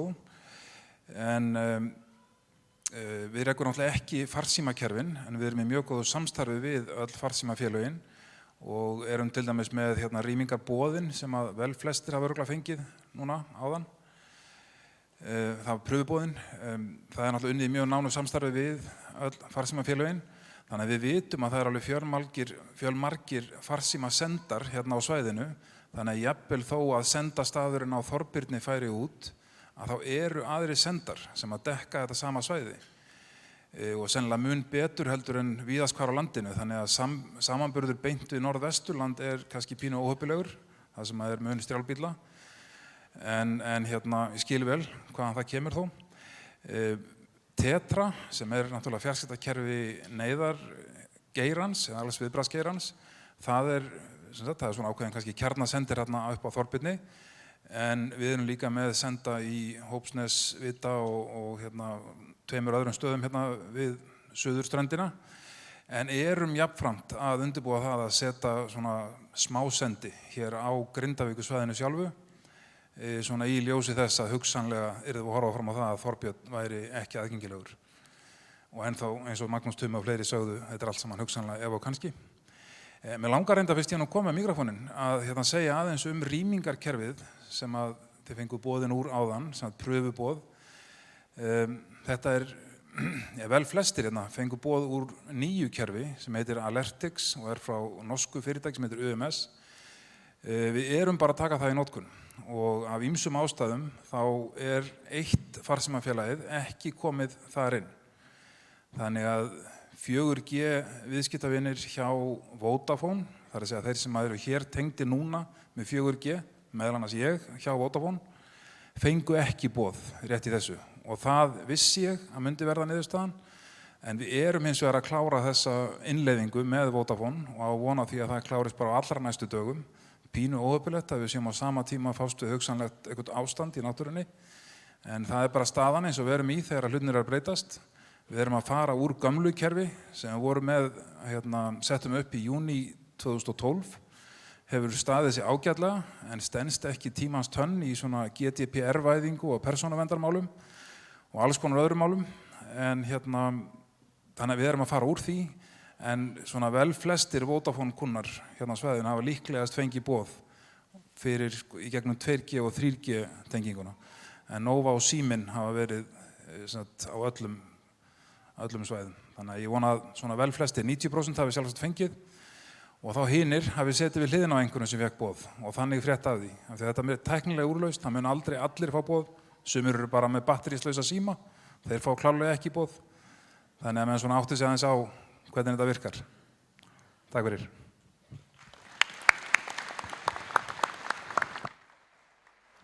Já, takk fyrir spurningarnar og svörin. En það eru fleiri sem að vilja spyrja. Hendur á lofti og hvað eru nú sendibúðarnir okkar? Það er þarna á pöllunum, gerðu svo vel. Já, Theodor heiti ég. Það er spurning hérna til Magnúsar Tuma. Getið þið sagt nokkurn veginn hversu kvikan er lengi að fara upp, 2 kilometra og svona nokkurn veginn tíma? Takk fyrir þetta. Hendur á loft, já. Það er annar komin hérna náttúrulega að gera svo vel. Já, góðan daginn. Það er varðandi rýmingu. Það er búið að vera að huga rýmingu á fólki. En nú erum við með töluvert að búfénaði hérna á svæðinu. Það er bara smá pæling hvort það hefur verið hugað að því. Takk fyrir. Enn eru hendur á lofti og gengið á milli. Skulum bæta aðeins við. Gjörðu svo vel. Það er eitt með tryggingarnar. Það er náttúrulega fullt af ökutækjum og annað sem að fellir kannski ekki inn í innbústryggingu. Hvernig það er, þú veist, ef að bílar skemmast eða svoleiðis? Takk fyrir og kannski bætum aðeins við. Gjörðu svo vel. Já, ég var að hugsa sambandi við ef að gosi kemur og fer á vestaveg og kvikan fer norðamegin við Þorbund, verður óábúandi í Grindavík eða hvenær getum við komið tilbaka og hvernig verður þetta sambandi við það? Og já. Og ef þetta 30-40 ára skeiðið er að koma sem að verði gos, er þá búanlegt á Reykjanesinu eða, þú veist, í framtíðinni, næstu 50-100 árin? Takk fyrir. Takk fyrir það. Aðeins til viðbótar. Góðan daginn. Ein snögg spurning varðandi rýmingaáætlun. Segjum að komi í allra ólíklegasta tilfelli gos. Það eru margir stígar í kringum á Þorbirni. Ef fólk eru var við gos, hver ættu fyrstu viðbrögðin að vera? Takk strákar. Það er hérna eiginlega fyrir fram á mig og hérna aðeins á hægri hönd frá mér séð. Hendur á lofti.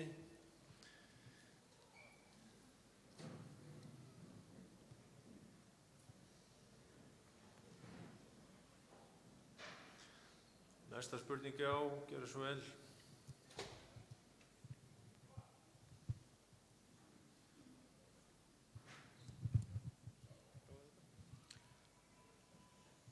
Já, ég væri svona spái kannski varðandi rýmingu að hvort þetta hraunin sem kemur upp, myndi þetta vera apal eða hellurhraun, þunnfljótandi eða hægfljótandi? Takk fyrir. Ein spurningu viðbútt. Ég held að sé vera að leysa þetta tæknimálin og svo skulum við fá svör og höldum svo áfram. Það er ekki spyrjandi hérna einni viðbútt.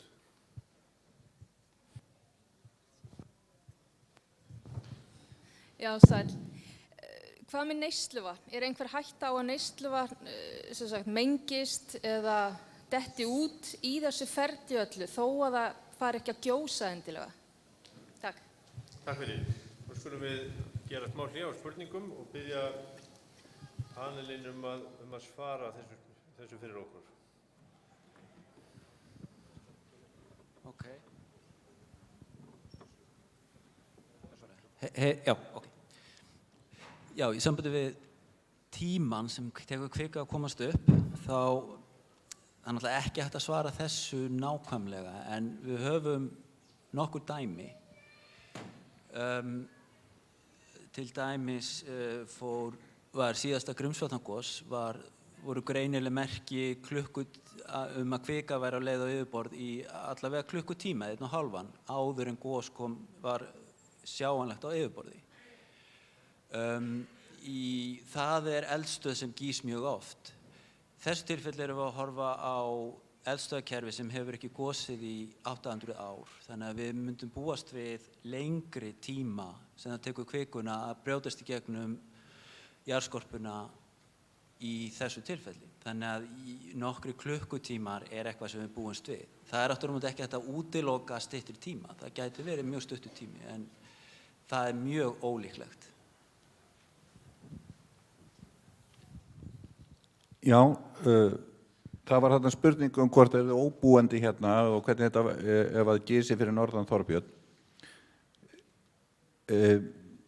Það ósennilegt að það verði þannig. Af hverju segir það? Við höfum fullt af dæmum. Fólk fór ekkert Mývatnssveit meðan Kröflueldar voru. Mývatnssveit var aldrei rýmd. Ég held að menn hafi verið til dæmis aldrei yfirgefið Kröflubúðir í gosunum sem urðu nokkra kílómetra frá. Hins vegar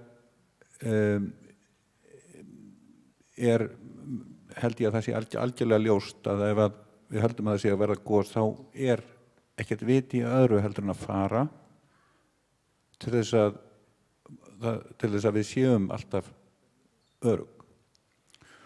Og svo var það spurningin, verður óbúandi hérna í 30-50 ár á Reykjanesskaga. Þar aftur, ef við horfum á reynsluna, svarið nei. Það yrði vel búandi hérna, en það yrði óþægjandi. Ég get náttúrulega ekki sagt fyrir alla mögulega atburðarás, en þá horfum við bara til þeirra gerðargosun sem hér hafa orðið. Og á Hawaii, þar var samfellt gos í 33 ár. Þar man ég að ég kom þar fyrir 10 árum og Hraunið var nú að nálgast þarna byggð. Sú byggð að þau hús voru byggð á Hraunið sem hefði runnið 1991. Þetta var mjög svona fólk sem vildi búa í friði og þarna var mjög ódýrt að byggja og það voru 2 skilti. Hraunið var svona að nálgast, þetta var mjög rólegt hraun sko. Það var 2 skilti, annað var það að þeir sem var eitthvað að sniglast í kringum húsið, þeir eru lögsóttir. Hitt skiltið var að húsið væri til sölu. Þannig að fólk bjóð þarna alveg við Hraunið og þar. Þetta voru ekki stór gos. Og það ekki að nota Holurhraun sem var fyrir norðan. Það var stór gos. Það var að rennsli þar var kannski 20.000 meira að jafnaði heldur að búast við að yrði í gosi hérna eftir svona fyrsta daginn, fyrstu 1-2 dagana. Þannig að ef að Hraunið ekki að ógna byggðinni, þá held ég að væri hægt að vera hérna, en það eru svona verulega óþægjandi ef það gos nálægt og það gas og slíkt en sem að gæti verið til óþægjanda en þegar gosið er orðið lítið þá ekkert mjög mikið af gasi. Þannig að þetta eitthvað sem að hægt að það engin, sko meðan að Hraun fer ekki yfir bæinn þá þetta tímabundið og við höfum náttúrulega dæmi þetta allt saman, sjáum við Vestmannaeyjagosið. Hraun fór yfir 1/3 bæjarins. Auðvitað ef eitthvað svip að fara að gerast þá myndu örugglega vera gripið til mjög ákafra aðgerða að reyna að verja bæinn. Og það tókst þokkalega í Vestmannaeyjum og það til miklu öflugri tæki í dag. Ég ætla ekki að segja að það sé hægt að verja allt en það örugglega allt reynt. En ef að það gís fyrir norðan Þorbjörn að þá ætti Hraunið ekki að renna þess vegna yfir eins og aðstæður í dag. Ef það gísi hérna austar, þá náttúrulega bærinn berskjaldaður, en það staðurinn sem að landlyftingin núna, hún ekki þar og mjög ólíklegt að það leiði til goss á því svæði, hvað sem seinna verður. Já, ég ætla að svara hérna spurningu varðandi viðbrögð. Þá það náttúrulega þannig að ef að gos hafið eða einhver sér eitthvað þar sem einhver gæti verið í hættu, þá á að hringja í 112. En ef að þið eru með einhverja upplýsingar sem að gætu kannski komið okkur jarðvísindamönnum að gagni, að þá mjög sniðugt að hringja upp á Veðurstofu eða senda inn fyrirspurn á Veðurstofuna og við erum mjög þakklátt fyrir slíkar upplýsingar. Varðandi spurninguna tryggingar á bílum, þá það þannig að kaskótryggingar á bílum hjá sumum vátryggingafélögum taka til atburða af þessu tagi, en ég ráðlegg ykkur að kanna það í skilmálum hjá ykkar félagi hvort að það á við eða ekki, vegna þess að það ekki algilt, en ég veit að sum félögin hafa það. Líka rétt að nefna sem að mér láðist að nefna hérna áðan, að það gott að yfirfara fjárhæðir á brunatryggingunum á ykkar innbúi og lausafé til þess að þið séuð örugg það að það sé í samræmi við þau verðmæti sem eru í ykkar eigu í dag, vegna þess að margir gleyma að halda þessari fjárhæð uppfærðri og kannski verður úrelt með á nokkrum árum. Ég ætla að fá að tala sauðkindina, þegar hafa spurt hana. Náttúrulega, það sem hún kynna hérna var náttúrulega þetta neyðarrýmingarplan og þar náttúrulega lífsbjargandi aðstoð fyrst og fremst, en þetta náttúrulega líka ólíklegasta sýnarióið sem við erum að horfa á, ólíklegasta sviðsmyndin. Þannig að við reiknum með því að við getum rýmt í tíma og að við höfum tíma til þess að gera ráðstafanir varðandi dýr á svæðinu. Það það sem við göngum út frá.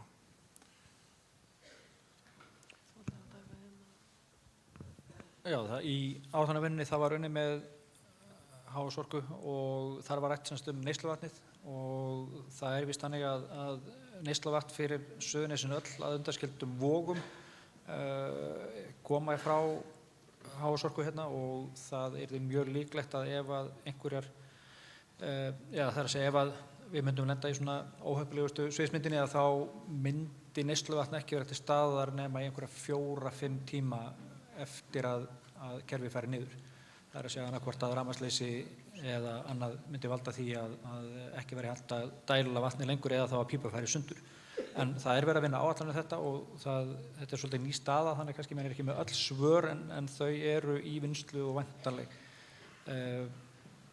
Og að öðru leyti þá var farið í gegnum svona þessa þætti sem að skipta mestu máli til þess að halda bara lífsgæðum uppi og atvinnu í gangi og það bara verið að vinna í því að tryggja að svo verði. Það var þetta Apalhraun, Magnús Sigurgeirsson nú okkar sérfræðingur í hraunum, það var best að hans svarið því.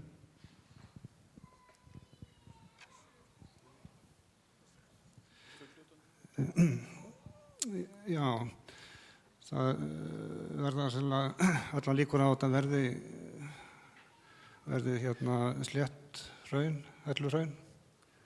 Það eru það nú flest hérna á skaganum, en þó geta verið Apalhraun á milli og í sama hrauni getur verið bæði Apalhraun og helluhraun. Það fer sannlega dálítið eftir hraunframleiðslunni og rennslishraða. En þunnfljótandi dyngjurhraun hafa ekki runnið mikið á skaganum síðustu árþúsundin. Þannig að, já, ég myndi halda að þetta yrði helluhraun sem kæmi.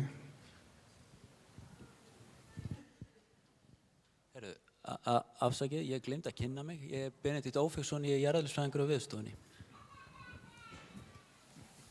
Já, takk fyrir. Það nú aðeins að byrja að fækka í salnum, en það eru samt fleiri sem að bíða með að fá svöru spurningum, til dæmis hérna mér á vinstri hönd, gerðu svo vel. Já, komið sæl, Guðmundur Birkir heiti ég, með nokkra spurningar og byrja kannski til jarðvísindamannanna Þenslan sem hefur verið, við erum að tala núna síðustu 6 daga, cirka 2 cm, kannski rúma 2 cm. Hvað teljið þið að þessi þensla þurfa að vera orðin mikil til þess að ykkur finnist það að þetta geti verið að brjótast upp á yfirborðið? Og þá annað samhliða samtíð þessari þenslu, ef við rifjum upp, þó þessi ekki endilega kannski sambarilegt, en Bárðarbungugosið, það var mikið þensla í Bárðarbungu, en gosið kom upp náttúrulega töluvert norðan við jökulinn. Nú þensla við þorpin, þannig að getum við þá átt von á því að gos, ef það kemur upp, og það kemur upp í annar stað sunnan eða norðan við þorpin. Nú, mér langar aðeins að minnast á kannski fjarskiptin, þó að hafa verið aðeins búið að minnast á þau áður.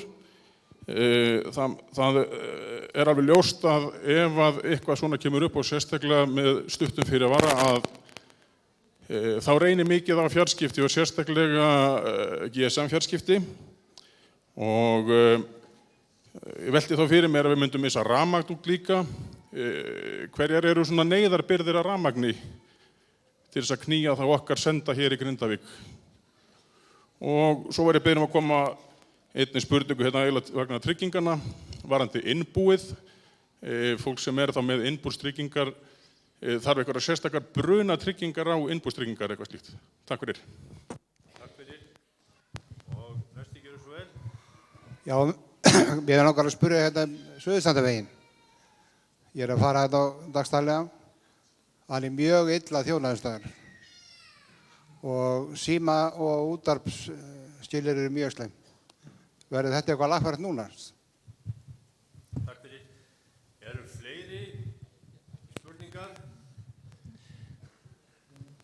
Gjörðu svo vel. Já, góða samkoma. Þakka fyrir alveg stórgóðan fund. Frábært að fá allar þessar upplýsingar. Ég heiti Ómar Jónsson og ég bý í Suðurhópi 1. Ég velti fyrir mér, ef að þessi atburðarás ágerist og verður alvarleg, þá það nú þannig að björgunarsveitarmennirnir okkar, þeir eru nú flestir af þeim aldrei að þeir eiga fjölskyldur og börn og það verður nóg fyrir þá að gera. Og það verður ekkit einfalt að rýma svona svæði eins og þetta byggðarlag, 4500 manns.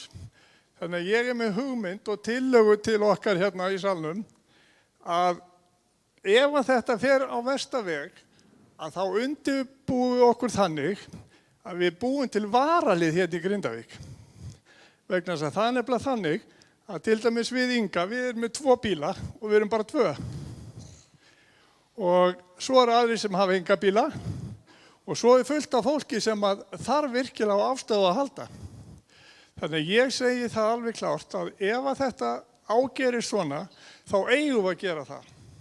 Þetta tíðkast annar staðar og það fullt af fólki sem alveg klárlega tilbúið að leggja hönd á plóg.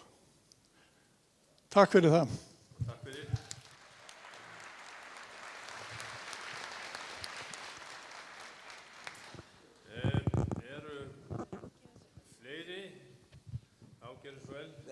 Hæ, mér lagaði bara að biðja kannski svona praktist advice hvað myndum við þurfa að gera núna til dæmis hvort það sé bara eitthvað sem þyrfti að hafa eða undirbúa með þú veist, ef það væri þessi líklegasta rýmingu sem talað að það væri nokkrar dagar eða eitthvað, hvað maður þyrfti að kaupa eitthvað eða vera með eitthvað svona með tilbúið. Takk fyrir. Og hérna gerur svo vel. Já, ég með eina spurningu og það var það jarðskjálfta. Ég veit að það mikið af fólki í Grindavík sem mjög hrætt við jarðskjálfta. Gæti von á slæmum jarðskjálftum rétt áður en þetta fer í gang og ef svo þá einhver hætta á því að vegur gæti farið í sundur til dæmis á Suðurlandsveginum? Takk fyrir. Eru fleiri? Ég sé það ekki. Þá lítum við svo á að allar spurningar séu framkomnar og biðjum fólkið okkar hér upp að svara þeim spurningum sem fyrir liggja. Má ég byrja á þessari spurningu varandi sérstaka brunatryggingu að almennt brunatrygging innifalin í öllum þessum F+ og fjölskyldutryggingum sem að fólk kaupir en það samt alltaf ástæða til þess að lesa skilmálana á sínum tryggingum þannig að ég ætla ekki að taka ábyrgð á því að sé algjörlega undantekningarlaust en almenna reglan svo að það innifali í þessum fjölskyldutryggingum sem að fólk að kaupa. Ég ætti að koma inn á með varaliðið, hvað ég að skrá mig? Þetta er mjög góð hugmynd. Þetta kemur svolítið inn á nágrannahjálpina. Að þegar svona í gangi að líka horfa í kringu sig, fylgjast með fólki sem þarf aðstoð, líka þið vitið af einhverjum í nágranni við einhver sem á í erfiðleikum, kannski vegna veikinda eða ekki með bíla svoleiðis, endilega að athuga með það. Síðan var þetta spurninga varðandi hvað hægt að gera, þá náttúrulega bara farin á almannavarnir.is, það margar upplýsingar varðandi einmitt með jarðskjálfta og fleira sem hægt að gera til undirbús, þannig hvet ykkur til þess að kíkja þangað inn í kvöld sem fín kvöldlesning. Og svo veit ég engin þóra að spyrja að því, varðandi símann, ég sá bara svona mörg andlit sem að vera spurningmerki, vorum að tala að setja hringitóna á 112 og eitthvað svona, talið við úlinginn á heimilinu, hann veit hvað að gera. Það var þarna spurning með varaafl á fjarskiptasendistöðum að það til staðar varaafl og það annars vegar í tvennulagi, það annars vegar rafgeimar sem að hafa takmarkaða rýmd og duga ekki svo ofboðslega lengi en síðan vararafstöðar líka og það verið að fara yfir það alveg sérstaklega þetta. Ég var á fundi í morgun og það var bara svo mikið upplýsingum sem kom þar fram að það var minnst á í raun og veru það væri verið að skoða það sérstaklega og neðalínan þar fremst í flokki að skoða það mál. Og síðan var önnur spurning varðandi þjónustu á vegunum og við gerðum athugasemd til þetta við Vegagerðina í gær að það væri takmörkuð vetrarþjónusta á þessum vegum og það fór beiðni semst frá samhæfingarstöðinni það að auka vetrarþjónustuna. Þannig að hvernig sem fer þá fáum við allavega betra færi í byggðarlaginu. Ákomið staðfestingar, þeir eru búnir að staðfesta þeir ætla að taka það að sér. Það ekki næst með þensluna? Við höfum ekkert viðmið með hversu mikil þenslan árum fyrir að gera einhverja frekari ráðstafanir. Það frekar að við horfum á breytingarmerki. Eins og staðan núna þá þessi þensla ekki mikil, hún mjög lítil, hún bara frekar hröð. Og hún getur haldið áfram lengi á þess að verði neina breytingar en ef við færum að sjá aukningi skjálftavirkni tengd þenslunni eða fyrir að hægja á henni eða verða breytingarmerkin, það fyrst og fremst það sem við myndum horfa á. Hvernig með gossprunguna, þið taka hana líka? Hvar goss getur komið upp?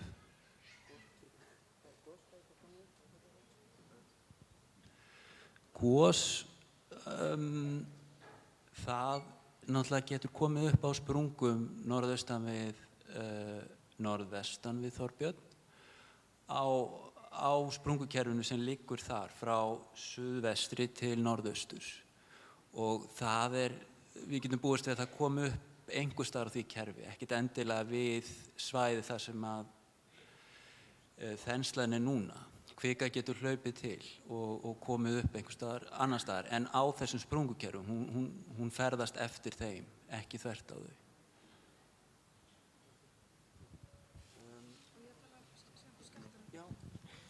Ég ætla að svara spurningu varðandi jarðskjálftavirkni að vissulega það svo að í tengslum við svona kvikuhreyfingar þenslu að þá gæti það valdið aflögun á jarðskorpunni og jarðskjálftahreyfingum og jarðskjálftum segi ég. En einnig í rauninni algjörlega óháð því að þá jarðskjálftahætta á öllum Reykjanesskaganum. Og það nú þannig að jarðskorpan hún þynnist til vesturs eftir Reykjanesskaganum og það hreinlega þýðir það að skjálftar geta ekki orðið, stærstu skjálftar minnka til vesturs. Þannig að eins og á þessu svæði að þá er svona líklegast að stærstu skjálftar sem við munum sjá sé svona kringu 5,5, kannski alveg mestalagi 6, en 5,5 er kannski líklegri tala. Og hvað slíkir skjálftar geti gert? Jú, þeir geta auðvitað haft áhrif á vegi og hérna, já, og það sem að, það náttúrulega bara fer eftir því nákvæmlega hvar þeir eru staðsettir, en þeir geta alveg haft áhrif.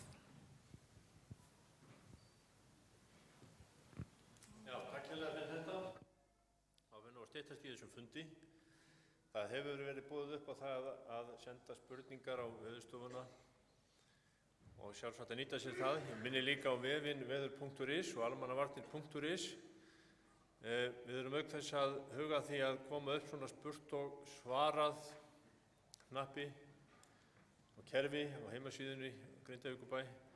Þannig að við getum leitað upplýsinga þær spurningar sem á ykkur brenna og allir geta þá lesið það. Ég vil þakka kærlega því fólki sem er búið að upplýsa okkur hérna í dag og ég vil ekki síður þakka ykkur fyrir komuna og fyrir málefnalega spurningar sem urðu til þess að upplýsa okkur. Það er ekkert útilokað og fer auðvitað bara eftir framvindu mála, við höldum einhvern annan svona fund síðar, vonandi þó ekki, en upplýsingar eru allavega það sem að skipta mestu máli. Að svo mæltu þá þakka ég ykkur kærlega fyrir.